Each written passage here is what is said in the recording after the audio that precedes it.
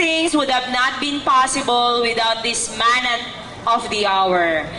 Lahat po ng pagbabagong unti-unti nating nararamdaman sa ating paaralan ay dahil na rin sa tulong ng ating bagong pamunuan.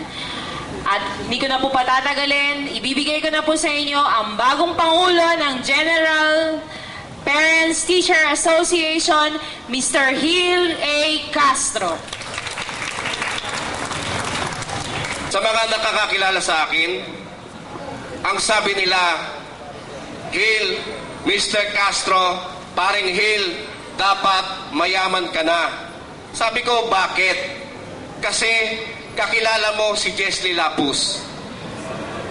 Bakit ganun? Kakilala ko lang si Jesly Lapus, yayaman na ako. Kasi si Congressman Lapus, hihingi ka lang sa kanya ng proyekto, kikita ka na. Sabi ko, hindi ganon ang Gil Castro. Sa Kongreso, naupo kami ng 9 na taon, ang Gil Castro ay halos hindi nagpakita sa Kongres. Nagpaalam kami sa Tarlac upang siya'y ma-appoint para umupo ng kalihim ng Department of Education. Si Gil Castro hindi nagpakita sa DepEd. Pero nitong nagdaang Nobyembre, nagdaang araw, si Gil Castro na sinasabi nila ay pumunta sa opisina ni Kalihim at ang sabi, Sir, baka ho pwede maging guest of honor ko po kayo dahil bago na po ang pamunuan ng General PTA ng Jose P. Laurel High School. Hindi po siya nagdalawang salita o nag-isip man. Ang sabi niya sa akin, sige, aaten ako. Kailan ba yan? Sabi ko, Sir, hindi ako magpapaindak kung hindi ikaw ang darating. Sabi niya, sabihin mo kay Edna, total siya naman ang may hawak ng buhay ko. Pa-schedule mo na kagad. At si Gil Castro ay nagtungo.